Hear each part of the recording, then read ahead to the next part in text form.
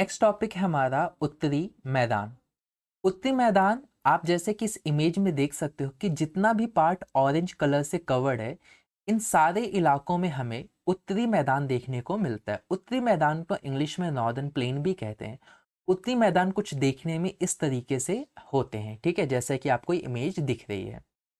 तो अगला हम अगर हम इस पॉइंट की बात करें तो इसमें ये बताया जा रहा है कि जो उत्तरी मैदान है वो 3 प्रमुख नदियों से बनता है। कौन-कौन सी? सिंधु, गंगा और ब्रह्मपुत्र।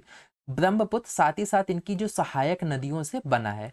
ये बात ध्यान रखना है कि उत्तर मैदान का जो निर्माण हुआ है वो सिंधु, गंगा और ब्रह्मपुत्र, साथ ही साथ इनकी जो सहायक नदियाँ हैं उनसे ब्रह्मपुत्र का निर्माण हमें देखने को मिलता है। अगर इस नॉर्दर्न प्लेन की बात करें, जितना भी ये आपको एक ऑरेंज पार्ट दिख रहा है, इन इलाकों में जलोढ़ मृदा पाई जाती है। ये बात ध्यान रखना है आप लोगों की, जो मिट्टी होती है ना, उसके बहुत सारे प्रकार होते हैं, जैसे कि काली मिट्टी होती है, लाल और पीली मिट्टी होती है। ये आप 10th क्लास में पढ़ोगे, लेकिन अभी केवल इतना समझो कि नॉर्दर्न प्लेन में उत्तरी मैदान के अंदर जलोढ़ मृदा पाई जाती है और बहुत ही ज़्यादा उपजाऊ मृदा होती है ये, ठीक है। और आगे इसके बारे में क्या बता रहा है कि लाखों वर्ष से हिमालय के गिरिपाद में स्थित होकर बड़े बड़े बेसिन द्रोणी में जलोढ़ों का निक्षेप हुआ, जिससे इस उपजाऊ मैदान का निर्माण हुआ। इसको मैं अगर बहुत ही सिंपल लैंग्वेज में आपको बताऊं कि ये जो मिट्टी है ये हिमालय के द्वारा लाई गई, कि हिमालय से जैसे इंडस हो गए, ये हिमालय रिवर्स है, गंगा ये भी हिमालय से निकलती है। तो ये सारी जो रिवर्स हैं ये अपने साथ मिट्टी लेकर आती हैं, और ये जो मिट्टी होती है बहुत ही ज़्यादा फर्टाइल होती है और इनको बनने में बहुत ज़्यादा समय लगा है, ठीक है, इस पूरे इलाके को। अगर हम इसके विस्तार की बात करें तो इसका जो विस्तार हमें 7 लाख वर्ग किलोमीटर देखने को मिलता है। यानी इसका अगर हम एरिया बात करें, नॉर्दर्न प्लेन के एरिया की हम बात करें, तो एरिया इसका 7 लाख वर्ग किलोमीटर हमें देखने को मिलता है।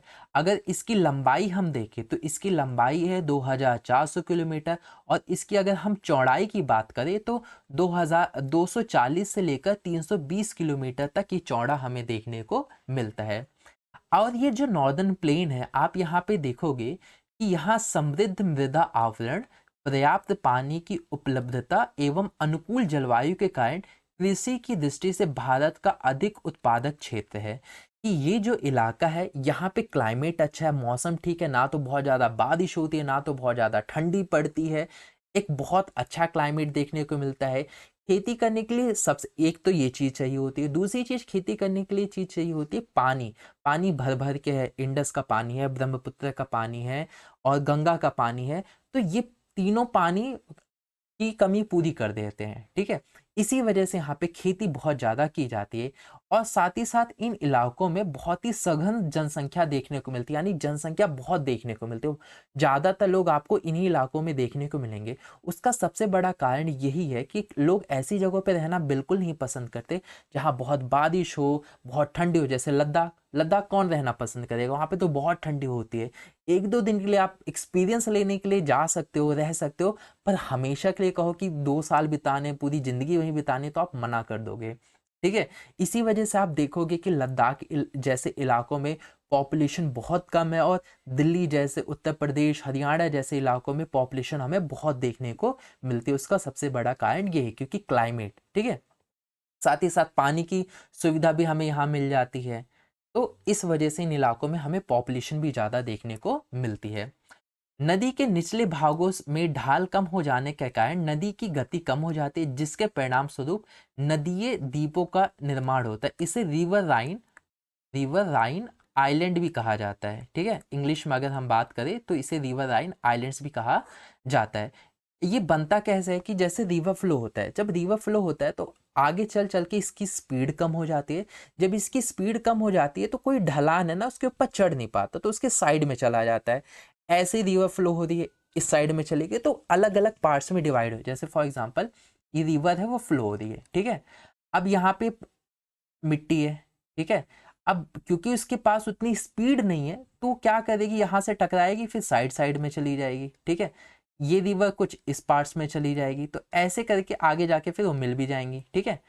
तो यहाँ पे क्या हमें देखने को मिला, ये वाला हिस्सा क्या हो गया, खाली रह गया, मिट्टी जैसा, जैसे कि आप इस इमेज में देख रहे हो, ये वाला हिस्सा खाली हो गया, मिट्टी रहेगी, उतना फोर्स नहीं। अगर बहुत पानी का बहुत फोर्स रहेगा, स्पीड में रहेगी ना, पानी भर भर के रहेगा, तो इसके ऊपर भी पानी कवर कर जाएगा, दिक्कत नहीं रहेगा।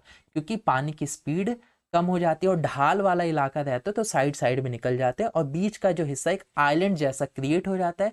इसके लिए इसको नाम रख दिया गया नदीए द्वीपों, ठीक है, जिसे रिवराइन आइलैंड भी कहा जाता है। ये नदियां अपने निचले भाग में गाद एकत्र हो जाने के कारण बहुत सी धाराओं में बढ़ जाती, इन धाराओं को वितरिकाएं कहा जाता है। तो आगे चल के मैंने कहा कि ये डिवाइड हो जाती हैं, अब मिल भी सकती हैं, तो इनको क्या कहते हैं, डिस्ट्रीब्यूटरीज कहते हैं इंग्लिश में, या वितरिकाएं कहा जाता है। जैसे पानी के यहाँ ये इधर भाग गया, ये इधर चला गया, आपको दिख भी रहा होगा, इधर भाग गया कोई इधर। तो अगर मैं इसको दोबारा समझाना चाहूँ, दो एक ही होता है, वितरिकाएं होता है, और एक और होता है जिसे हम कहते हैं ट्रिब्यूटरीज, इंग्लिश में कहा जाता है, ठीक है, सहायक नदी भी कहते हैं जिसे हम, ठीक है। अब होता क्या, पहले वितरिकाएं समझते हैं। जैसे एक रिवर फ्लो हो रही है, रिवर फ्लो होने के साथ आगे चल के वो अलग अलग पार्ट्स में डिवाइड हो गई, तो उसे हम क्या कहते हैं, वितरिकाएं, यानी इसे इंग्लिश में कहा जाता है डिस्ट्रीब्यूटरीज, आगे चल के डिवाइड हो गई। अब यहाँ पे एक दूसरा एग्जाम्पल लो, जैसे एक रिवर, फॉर एग्जाम्पल इसको मैं कहाँ बनाऊँ, यही बना देता हूँ साइड में।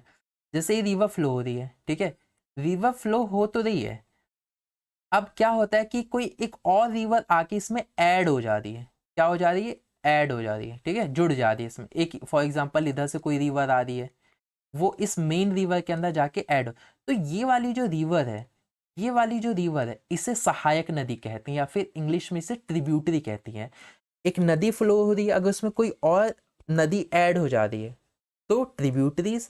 एक नदी फ्लो हो रही है, आगे चल के वो डिवाइड हो जा रही है, अलग पार्ट्स में डिवाइड हो जा रही है, तो उससे वितरिकाएं, इंग्लिश में उसे डिस्ट्रीब्यूटरीज कहते हैं। उम्मीद करता हूँ ये चीज, छोटी सी चीज आपको समझ में आ गई होगी, ठीक है।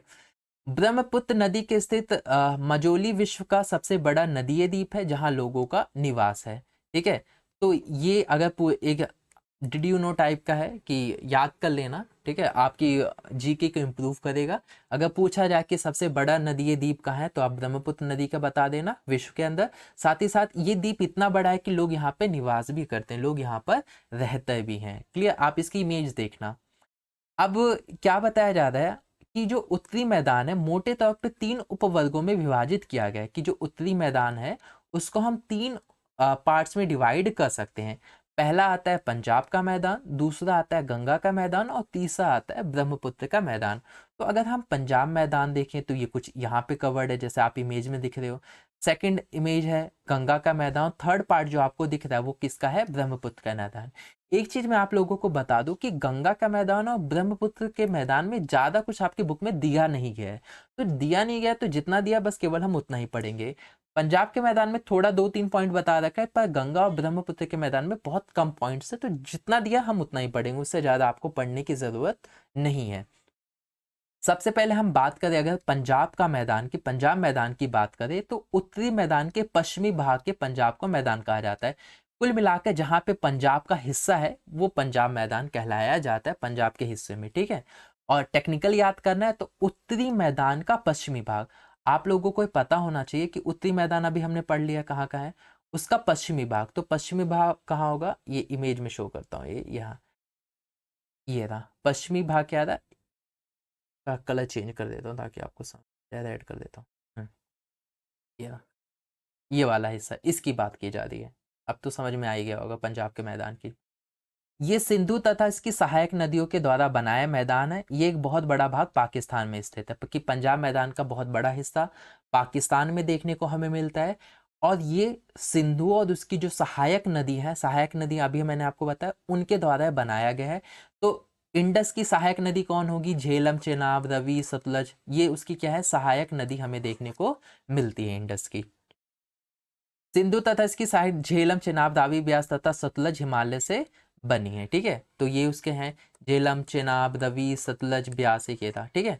ये सारी मिलकर इंडस वाले को ऐड कर रही है, इंडस में मिल रही हैं। मैदान के इस भाग में 2 आबों की संख्या बहुत अधिक है। अब ये 2 आब क्या होते हैं ये हम समझते हैं, लेकिन अभी इतना समझते हैं कि इन इलाकों में 2 आब बहुत ज्यादा पाए जाते हैं। अब क्या लिखा गया था, 2 आब, तो अगर हम बात करें 2, तो 2 का मतलब होता है 2, हिंदी में इंग्लिश में जैसे हम क्या लिखते हैं 2। आब का मतलब होता है वाटर, पानी। आब का मतलब क्या होता है? आब। आब का मतलब क्या होता है? वाटर या फिर पानी, यानी दो पानी। ठीक है। ऐसे क्या है? पंजाब, पंजाब का नाम पड़ा है ना, पंजाब, PUNJAB। ठीक है। तो पंच का मतलब यहाँ पे क्या होता है? पांच। और आप का मतलब अभी हमने समझा होता है वाटर। तो जहां पांच वाटर है वहां क्या है? पंजाब। अब पांच कौन कौन सी है? पहली झेलम, दूसरी चेनाब, तीसरी रावी, चौथी सतलज, पांचवी ब्यास। तो इन पांचों रिवर से मिलकर हमारा पंजाब का नाम पड़ा है। ठीक है। तो ये कुछ एग्जाम्पल है, जिसको सतलज हो गया ना, ये सारी चीजें।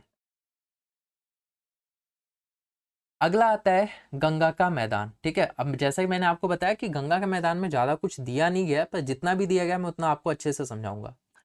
तो गंगा का जो मैदान है उसका विस्तार की अगर हम बात करें तो घग्गर और जो तीस्ता नदियों के बीच तक हमें उसका गंगा का मैदान देखने को मिलता है।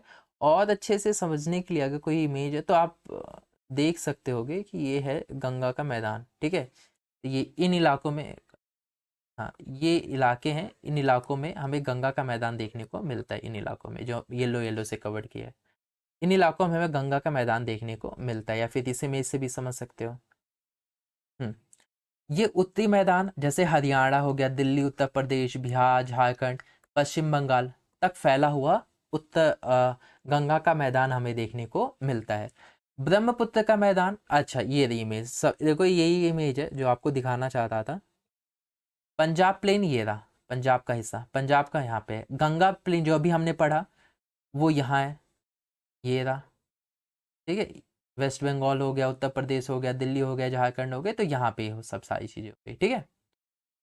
अब आता है ब्रह्मपुत्र का मैदान। ब्रह्मपुत्र के मैदान को असम का मैदान भी कहा जाता है। अगर देखा जाए तो ब्रह्मपुत्र का मैदान यहाँ पे पाया जाता है, ये रहा, ब्लैक कलर से कवर है। ये वाला जो हिस्सा है, ये वाला है गंगा, और ये वाला जो हिस्सा था वो हो रहा पंजाब प्लेन। तो ये चीज़ तो आपको समझ में आ गई होगी, इमेज के थ्रू भी समझाया तो मन में एक इमेज तो बनी गई होगी, डाउट तो रहा नहीं होगा। नेक्स्ट स्लाइड्स हमें दिखाता है कि उत्तरी मैदानों को ना हम चार भागों में विभाजित कर सकते हैं। पहला भाबर, ये रहा। दूसरा तराई, ये रहा। थर्ड है बांगर, ये रहा। और चौथा है खादर, ये रहा। अब एक एक करके इन भाबर, तराई, बांगर और खादर के बारे में समझते हैं। तो सबसे पहले हम भाबर के बारे में समझते हैं। भाबर के बारे में क्या बताता है कि नदियां पर्वतों से नीचे उतरते समय शिवालिका की ढाल पर 8 से 16 किलोमीटर चौड़ी पट्टी में गुटिका का निक्षेपण करती है, जिसे भाबर के नाम से जाना जाता है। अब इसे मैं समझाता हूँ। टेक्निकल तो ये चीज़ है, कहा जा रहा है कि रिवर जब हिमालय से नीचे उतरती है तो अपने साथ पत्थर भी लेकर आती है, क्योंकि रिवर अपने साथ छोटे छोटे कंकड़, बड़े बड़े पत्थर को फ्लो करते हुए लेकर चली आते हैं। टाइम लगता है, ये नहीं कि आप देखोगे तो बड़े बड़े पत्थर फ्लो ही होते हैं, धीरे धीरे करके थोड़ा आगे, थोड़ा आगे, थोड़ा आगे, तो ऐसे बहुत टाइम लग जाता है, आते आते इकट्ठा होते हैं। तो ये इन इलाकों में आके इस जगह पे आकर इकट्ठा हो जाते हैं। और ये वाला जो इलाका है इसे भाबर के फिर नाम से जाना जाने लगता है, कि जहां पर रिवर्स नीचे उतरती हैं और धीरे धीरे करके जो उनके द्वारा लाए गए पत्थर होते हैं वो इकट्ठा हो जाते हैं एक जगह, उसे हम भाबर के नाम से जानते जानते लगते हैं। और इसकी विड्थ की अगर हम बात करें तो 8 से 16 किलोमीटर तक की इसकी विड्थ हमें देखने को मिलती है। अब दूसरा जो टर्म आता है वो तराई का टर्म आता है। ये सरिताएं इस भावर पट्टी में विलुप्त हो जाती हैं। ये सरिताएं और नदियां पुनः दक्षिण से पट्टी से निकल जाते हैं एवं तथा दलदली क्षेत्र का निर्माण करते हैं, जिसे तराई कहा जाता है। अब समझो, इस इमेज में ही समझो कि जैसे आपको ये बड़े बड़े पत्थर दिख रहे हैं, जब इन बड़े बड़े पत्थर में, जब ऊपर से रिवर तो आ ही रहा होता है, अब मैंने बताया कि रिवर के साथ साथ पत्थर भी आते हैं, तो पत्थर तो चलो इधर इकट्ठा हो गए, लेकिन पत्थर जो है ना पानी को नहीं रोक पाते हैं। इसके अंदर जगह क्रैक्स जो होती हैं इनके अंदर चले जाते हैं, और फिर पानी ये ऐसे ऐसे जाने लगते फिर निकलते निकलते निकलते वो एक इस जगह पे निकलते हैं। ठीक है। जब इस जगह पे निकलते हैं तो कुछ इस तरीके से दिखते हैं। यहाँ पे आपको कैसा दिख रहा है? यहाँ पे तो गायब हो गए, यहाँ पे तो कुछ है ही नहीं, गायब हो गए यहाँ से बाबर वाले। फिर जहाँ ये निकल रहे हैं तो वहां पे कैसा कीचड़ जैसा आपको देखने को मिल रहा है। ठीक है। दलदली इलाका बनाते हैं, इसको ही तराई के नाम से जानते हैं। ठीक है। इसे ही तराई के नाम से जानते हैं। ठीक है। अगला आता है हमारा, अगर इसी की बात करें, इस इलाके की बात करें, तराई की बात करें, तो यहाँ पे बहुत सारे वन्य प्राणियों से भरा हुआ इलाका है, ये घने जंगल देखने को मिलते हैं। बंटवारे के बाद कई सारे शरणार्थी जो हैं वो जमीन ढूंढ रहे थे कृषि योग्य के लिए, तो ऐसे यहाँ पे जो जंगल थे उन्हें काट दिया और खेती करना उन्होंने शुरू कर दिया। यहाँ पे दूधवा राष्ट्रीय पार्क भी देखने को मिलता है। दूधवा नेशनल पार्क है उत्तर प्रदेश के अंदर, ठीक है, ये रहा। तो ये आपको समझ में आ गया होगा भाबर क्या है, तराई क्या है, और अब समझते हैं हम बांगर। तो बांगर को पहले मैं समझाता हूँ और फिर बांगर और खादर एक ही साथ समझाता हूँ, फिर आप अपने हिसाब से दिमाग लगाना, ठीक है। तो अगर हम बात करें पहले बांगर की, बांगर और खादर, तो खादर में क्या आ रहा है, खा आ रहा है, क्या आ रहा है, खा, ठीक है। बांगर में क्या आ रहा है, बा। हिंदी वर्ड वाले में खा पहले आता है, बा पहले आता है, तो आप कहोगे हिंदी वर्ड वाले में सर खा पहले आता है, तो खा पहले आता है, तो इस वजह से क्या है, न्यू। बा बाद में आता है, तो इसके लिए ओल्ड। ये बात ध्यान रखना, क्योंकि अक्सर बच्चे कंफ्यूज हो जाते हैं बांगर और खादर में, खादर में कि न्यू एलुवियल सॉइल कौन है, ओल्ड एलुवियल सॉइल क्या है, ठीक है। नई जलोढ़ मृदा कौन सी है, पुरानी जलोढ़ मृदा कौन सी है। तो जो नई है उसमें खा आ रहा है, खादर, तो ये नई हुई। पुरानी में ओल्ड आ रहा है, ठीक है, बा आ रहा है, तो ये पुरानी हुई। न्यू और ओल्ड में क्या फर्क है, न्यू बहुत ही ज्यादा फर्टाइल होती है, उपजाऊ खेती के लिए सबसे अच्छी होती है खादर। बांगर जो होती है ओल्ड होती है, तो उतनी ज्यादा फर्टाइल नहीं होती, ये चीज ध्यान में रखना। और ये बात आपको और ध्यान रखना है कि ओल्ड जो होती है, जो पुरानी मिट्टी होती है, जलोढ़ मिट्टी होती है, यहाँ पे हमें कंकड़ भी देखने को मिलते हैं। क्या देखने को मिलते हैं, कंकड़, ठीक है। अब ये कंकड़ क्या होते हैं, इससे हम समझते हैं। ये देखो इसकी इमेज ये थी, कंकड़ कुछ इस तरीके से देखने को मिलते हैं, ठीक है। जिसे ये और इसे ही कौन नाम से जाना जाता है, चूनेदार। ये दिख रहा है ना, चूना जैसा दिख रहा है, इसे चूनेदार निक्षेप भी कहा जाता है। लोकली वहाँ के जो लोग हैं इसे कंकड़ के नाम से बुलाते हैं, इसे कंकड़ के नाम से जानते हैं। और ये कैसी सॉइल होती है, ओल्ड होती है। और ओल्ड एलुवियल सॉइल बहुत मोटी मोटी होती है, दिख भी रही होती है, लेकिन जो खादर होती है वो न्यू होती है, कुछ इस तरीके से दिखने में होती है, बहुत ही ज़्यादा फाइन पार्टिकल्स हमें यहाँ देखने को मिलते हैं। ये रहा खादा भांगर। अब थोड़ा जो दिया गया वो चीज़ समझते हैं। उत्तरी मैदान का विशालतम भाग पुराने जलोढ़ से बना है, कि उत्तरी मैदान का अगर हम ज़्यादातर इलाका देखें तो वहाँ पे पुरानी मिट्टी यानी ओल्ड एलुवियल सॉइल से बना हुआ है। यहाँ मैदान के ऊपर स्थित है तथा वेदिका जैसी आकृति प्रदान करता है। ये ऊपर है, ये जो आप इस इमेज में टेरेस आप देख रहे हो ना, टेरेस, ये तो यहाँ पे हमें कौन सा सॉइल देखने को मिलता है, ये ओल्ड एलुवियल सॉइल हमें देखने को मिलता है, जिसे हम बांगर कह रहे हैं। यहाँ पे चूनेदार निक्षेप भी होता है, जो कि अभी हमने कहा, जिसे कंकड़ के नाम से भी जाना जाता है। खादा जो होता है ये नई सॉइल होते हैं, फर्टाइल होती है, अभी हमने पढ़ लिया। ये होता है कि युवा सॉइल होती है, इसे खादा कहा जाता है। ये हर वर्ष निर्माण होता रहता है, क्योंकि ये पानी के द्वारा लाए जाते हैं, ठीक है। तो पानी हर साल नए नए अपने मिट्टी लेकर आती रहती है, तो इसी वजह से ये बहुत ही ज़्यादा अच्छी सॉइल होती है, फर्टाइल सॉइल होती है। तो इसी के साथ अपना ये टॉपिक जो होता है वो कवर होता है, कंप्लीट होता है।